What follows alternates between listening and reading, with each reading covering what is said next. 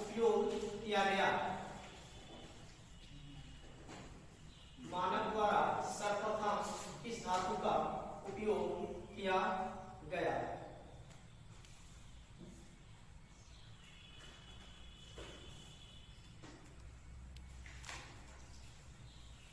बता सकते हैं कोई आंसर?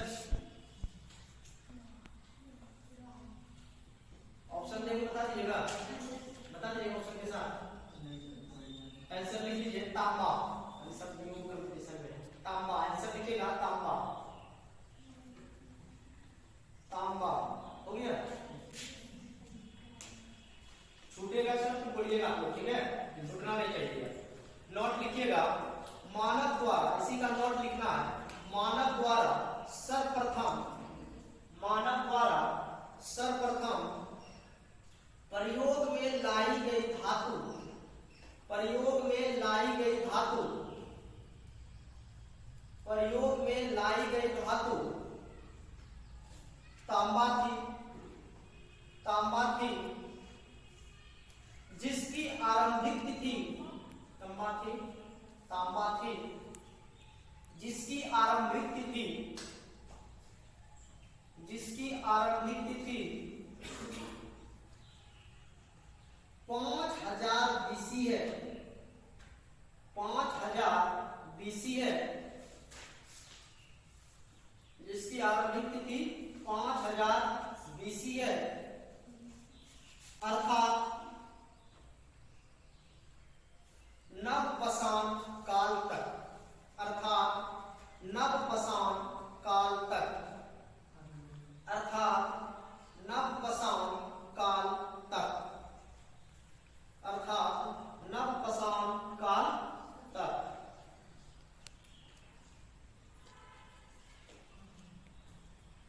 वैसे वैसे विश्व परिदृश्य पर, विश्व परिदृश्य पर, विश्व परिदृश्य पर, विश्व परिदृश्य पर दृष्टिपात करें तो, दृष्टिपात करें तो, दृष्टिपात करें तो इसका उपयोग, इसका उपयोग इराक में, इराक में 8700 बीसी है, 8700 बीसी है, 8700 बीसी, 8700 बीसी है। हो गया, समझिएगा आपको। अगर इससे क्वेश्चन बनता है, ये क्वेश्चन पूछा गया है आरआरबी इलाहाबाद जेईई परीक्षा 2010, तो क्वेश्चन बन रहा है इसे कि मानव द्वारा सर्वप्रथम जो धातु का उपयोग किया गया था वो कौन सा धातु था? तांबा था। एक साथ बोलना, यही याद हो जाएगा, घर में पढ़ना नहीं, तांबा था। अब पूछ देगा कि तांबे का जो आरंभिक तिथि था, जो उपयोग किया गया था, वो कब किया गया? बोलना है कि छोटू बोलना, कितना किया गया था? 5000 बीसी में इसका उपयोग किया गया था। और इसका अगर विश्व दृष्टिपात पर इसका हम दृष्टि डाले तो इसका आरंभिक तिथि 8700 बीसी माना जाता है, क्योंकि इराक में जब उपयोग किया जा रहा था तांबे का, उस समय क्या था? इसका तिथि 8700 बीसी में ही तांबे का उपयोग सर्वप्रथम कहाँ हुआ? इराक में। और अगर क्वेश्चन पूछता है कि मानव जो है किस धातु से परिचित नहीं था? लोहा। गुड।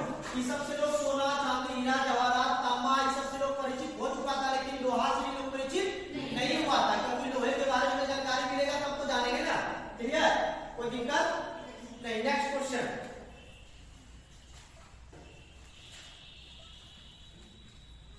लीजिएगा। भारतीय पटल पर, दूसरा क्वेश्चन है, भारतीय पटल पर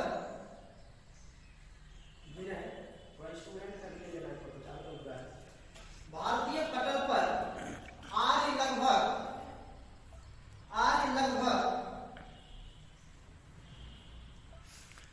किस ईस्वी में उभरे? किस ईस्वी में उभरे? किस ईस्वी में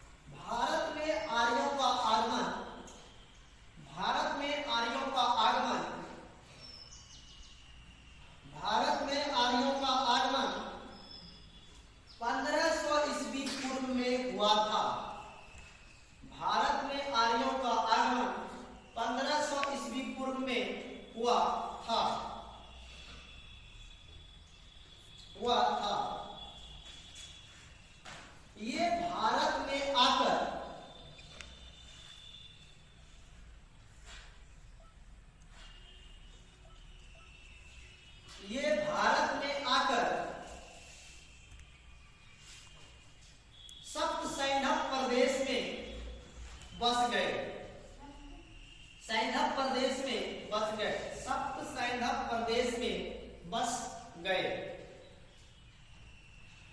फुल स्टॉप।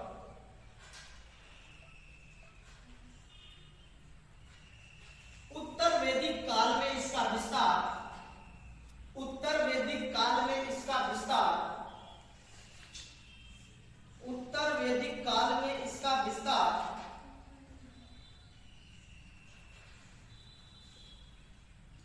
गंगा नदी के क्षेत्र तक हो गया था, गंगा नदी के क्षेत्र तक हो गया था। उत्तर वैदिक काल में इसका विस्तार गंगा नदी के क्षेत्र तक हो गया था।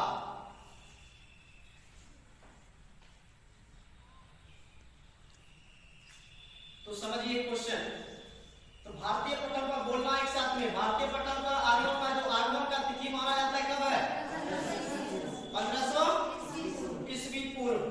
और क्वेश्चन बन रहा है 1500 ईस्वी पूर्व में जो आर्य भारत आए वो सबसे पहले कहां पर बसे थे? सप्त सैंधव प्रदेश में वो आकर क्या हुए थे? बस गए थे। फिर धीरे धीरे उसका क्या होता चला गया? विस्तार होता चला गया। और विस्तार होते होते उन्होंने अपने इतना विस्तार किया कि उनका कहां तक आ पहुंचा? गंगा नदी के क्षेत्र तक उनका क्या हो गया? विस्तार हो गया। ठीक है, तो क्वेश्चन इसी प्रकार से आप लोगों को बनाना है। अगर क्वेश्चन दे देता है कि भारतीय पटल पर जो आर्यों का आगमन हुआ वह कब हुआ, तो आपको तुरंत करंट बोलना कि 1500 ईस्वी पूर्व में भारतीय पटल पर आर्यों का आगमन हो गया था। वो आर्य जो है सबसे पहले कहां आकर बसे थे? भारत के सप्त सैंधव प्रदेश में आकर बस गए थे। और उनका धीरे धीरे विस्तार कहां तक हो गया था? गंगा नदी के क्षेत्र तक उनका फैलाव विस्तार हो गया था। क्लियर? नेक्स्ट क्वेश्चन लिखिएगा। आर्य लोग भारत में कहां से आए थे? आर्य लोग भारत में कहां से आए थे? आर्य लोग भारत में कहां से आए थे? आर्य लोग भारत में कहां से आए थे? बता सकते कोई? ऑप्शन दे रहे हैं, बताइए। पूर्वी यूरोप से, ऑस्ट्रेलिया से, मध्य एशिया से, दक्षिण पूर्व एशिया से। मध्य एशिया से, मध्य एशिया, गुड, वेरी गुड। मध्य एशिया से। वो कहां से आए थे? मध्य एशिया से। आंसर लिख लीजिए, मध्य एशिया से, मध्य एशिया से। नोट लिखिएगा, भारत में आर्यों का आगमन, भारत में आर्यों का आगमन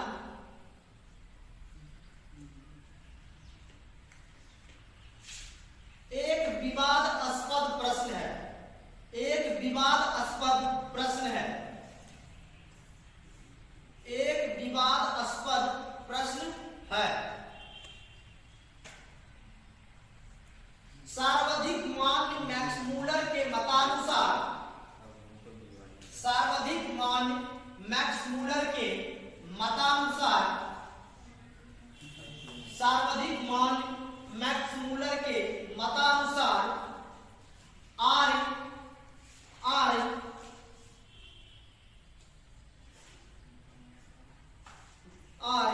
मध्य एशिया, मध्य एशिया ब्रैकेट में लेना है, कैस्पियन सागर के आसपास से आया। ब्रैकेट में देना है कैस्पियन सागर, मध्य एशिया के, ब्रैकेट में लेना है कैस्पियन सागर, मध्य एशिया ब्रैकेट के बाहर रहेगा। मध्य एशिया के, अब ब्रैकेट में लेना है कैस्पियन सागर के आसपास से आया, आसपास से आया था। कैस्पियन सागर के आसपास से भारत आए, कैस्पियन सागर के आसपास से भारत आए।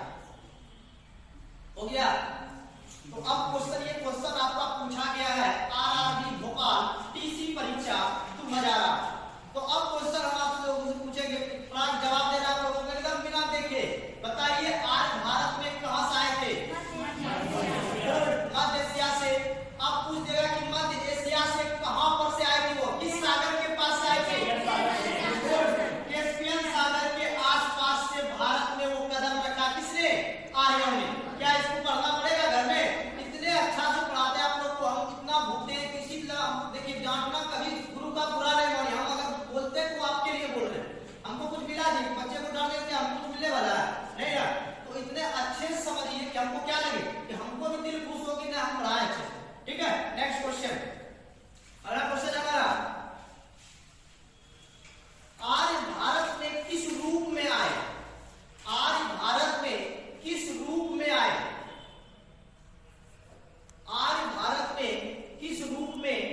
आए।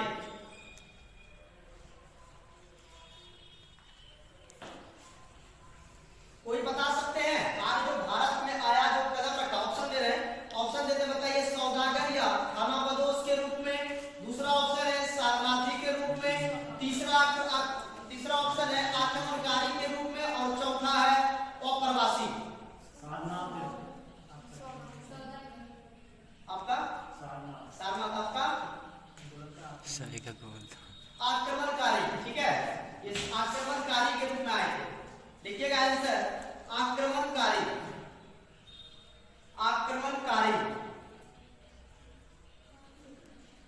आप लोग का इतना अच्छा कर देंगे हम जीके जीएस करंट अफेयर्स से, आप लोग को खुद पता, जब पढ़ाने के बाद हम जाएंगे तो आपका खुद दिल कहेगा कि हम समझे, जो सर बताए वो हम समझ रहे। तो लिख लीजिए आंसर, नोट लिखिएगा। विभिन्न कारणों से, नोट लिखना है, विभिन्न कारणों से मुख्यतः जनसंख्या में वृद्धि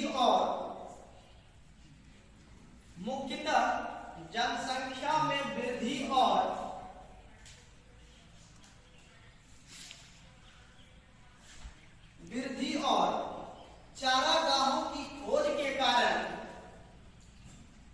चारागाहों की खोज के कारण,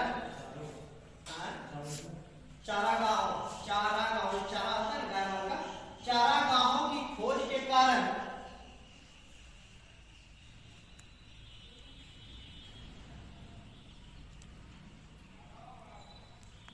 आर्यों की शाखाएं, आर्यों की शाखाएं, आर्यों की शाखाएं, आर्यों की शाखाएं मध्य एशिया से पूरब और पश्चिम की ओर बढ़ने लगी। मध्य एशिया से पूरब और पश्चिम की ओर बढ़ने लगी। पूरब और पश्चिम की ओर बढ़ने लगी।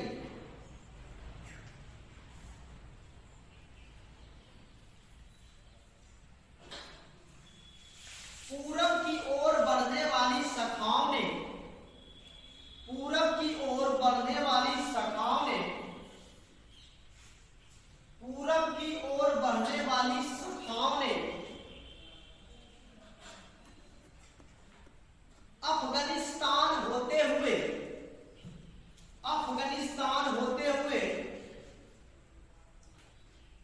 अफगानिस्तान होते हुए भारत में प्रवेश किया।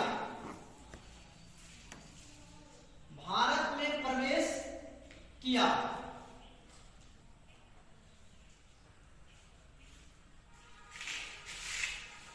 तथा यहां के स्थानीय निवासियों को, तथा यहां के स्थानीय निवासियों को, तथा यहां के स्थानीय निवासियों को युद्ध में परास्त करते हुए, युद्ध में परास्त करते हुए भारत को अपना निवास स्थान बनाया। भारत को अपना निवास स्थान बनाया। भारत को अपना निवास स्थान बनाया।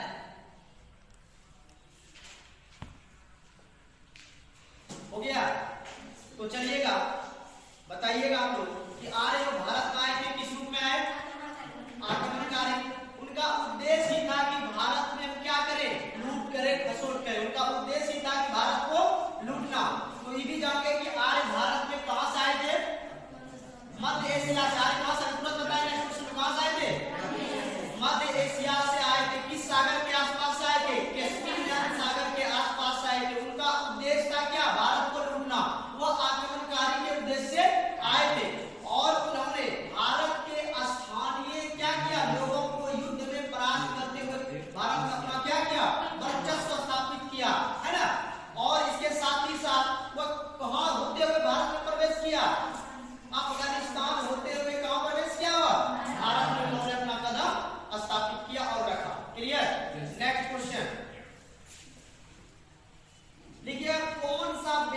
सबसे प्राचीन है? ये सब जानना चाहिए सबको। कौन सा वेद सबसे प्राचीन है? कौन सा वेद सबसे प्राचीन है? कौन सा वेद सबसे प्राचीन है? बता सकते हैं कोई? अच्छा बताइए, वेद कितने होते हैं? कौन कौन से? अथर्ववेद। ठीक है, गुड। चलिए नोट लिखिएगा।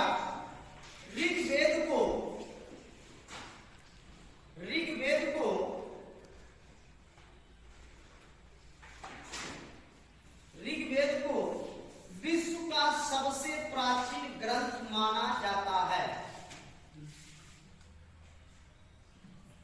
क्या इसकी सर कैसे लेट हो गया?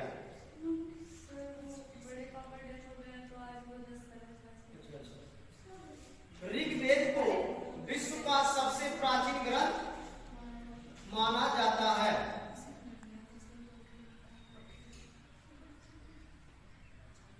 इसकी रचना 1500 ईस्वी पूर्व से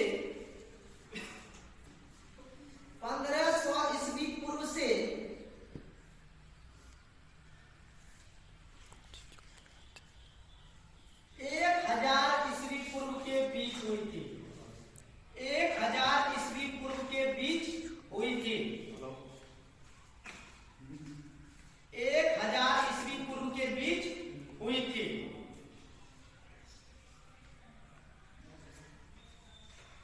बाद में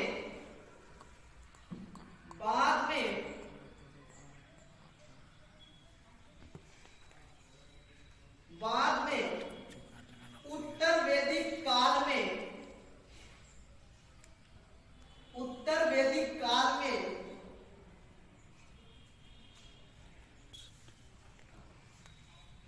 सामवेद,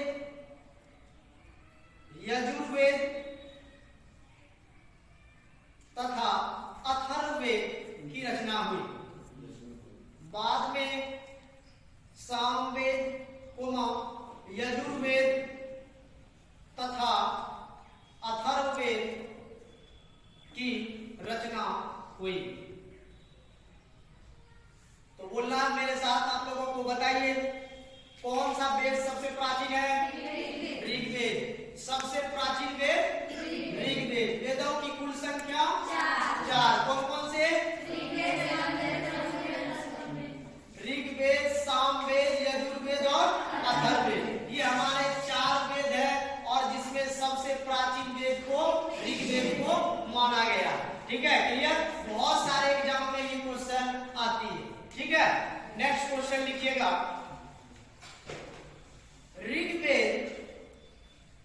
ऋग्वेद या ऋग्वेदिक लिख लीजिएगा। ऋग्वेदिक आर्य किस भाषा का प्रयोग करते थे? ऋग्वेदिक आर्य किस भाषा का प्रयोग करते थे?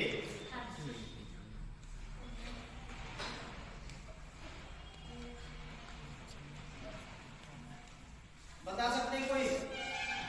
ऋग्वेदिक आर्य जो थे वो कौन से भाषा का प्रयोग करते थे?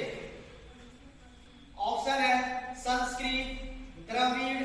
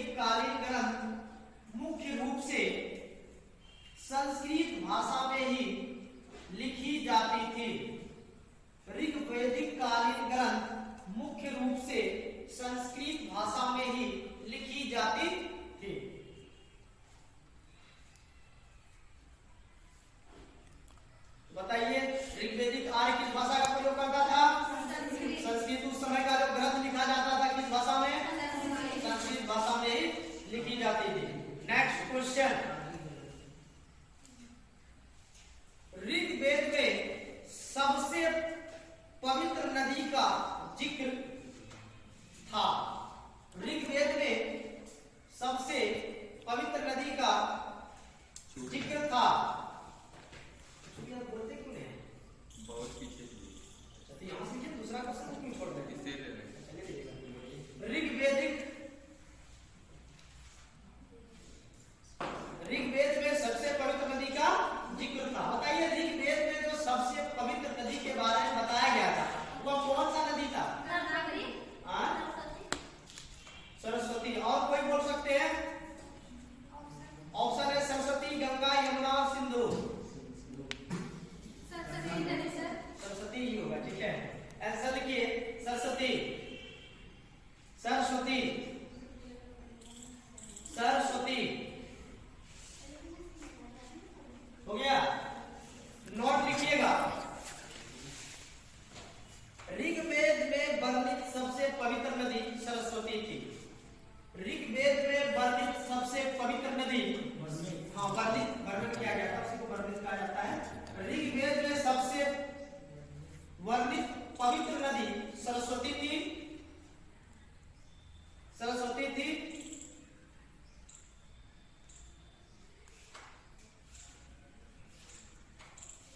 इसे नदियों में श्रेष्ठ नदी माता कहा जाता था। इसे नदियों में श्रेष्ठ नदी माता कहा जाता था।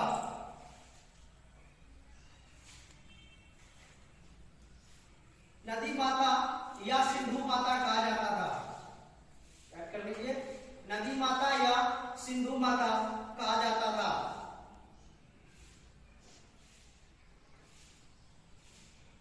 यद्यपि आर्यों की सबसे प्रमुख पवित्र नदी सिंधु थी। आपका आ गया, आपका भी एक रिलेटिव से है ना। यद्यपि आर्यों की सबसे प्रमुख पवित्र नदी सिंधु थी।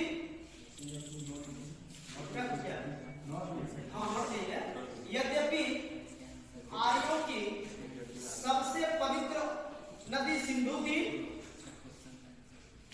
यद्यपि आर्यों की सबसे प्रमुख नदी सिंधु थी।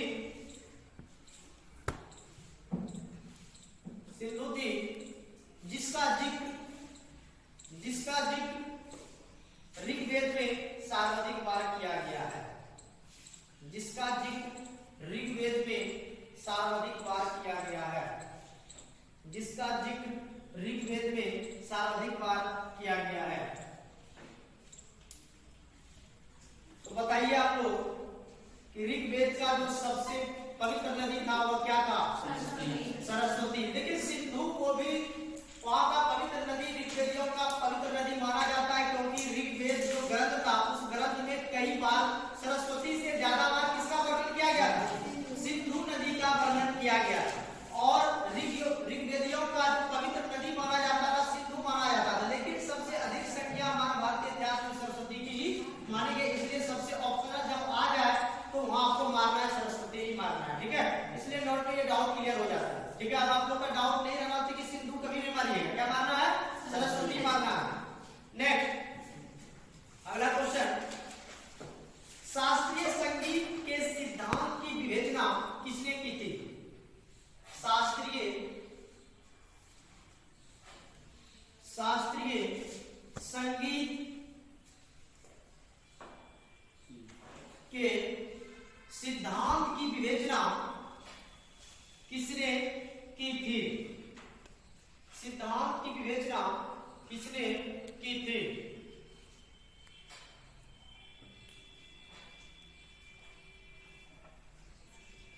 शास्त्रीय संगीत के सिद्धांत की विवेचना की गई। किसने कहा? की गई। शास्त्रीय संगीत के सिद्धांत की विवेचना की गई। आंसर लिखिएगा सामवेद में। सामवेद में। सामवेद में। सामवेद में हो गया। नोट में लिखिएगा, भारतीय शास्त्रीय संगीत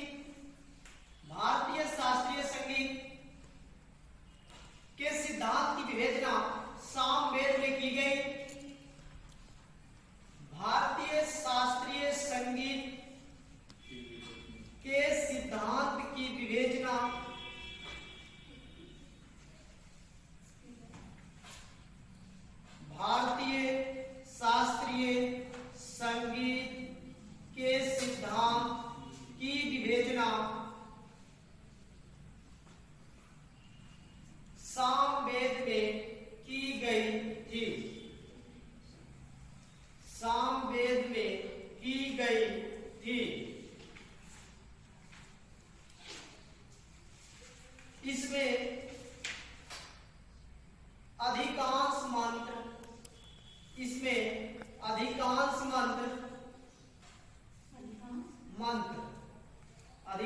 मंत्र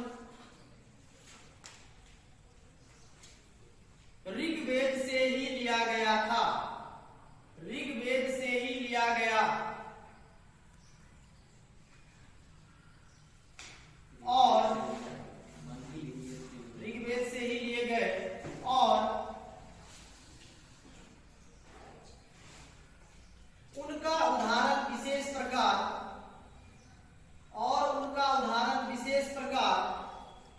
उच्चारण लिखिएगा और उनका उच्चारण विशेष प्रकार उच्चारण कर लीजिए और उनका उच्चारण विशेष प्रकार के यज्ञ के अवसर पर गाते हुए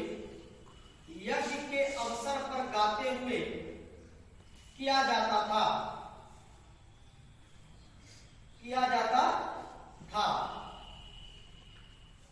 तो बोलिए आप लोग अब,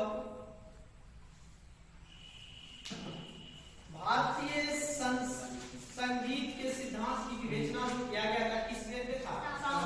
सामवेद में भारतीय शास्त्रीय संगीत की विवेचना किया गया। सामवेद में भी अधिक मंत्र जो लिया गया था, अधिकांश मंत्र जो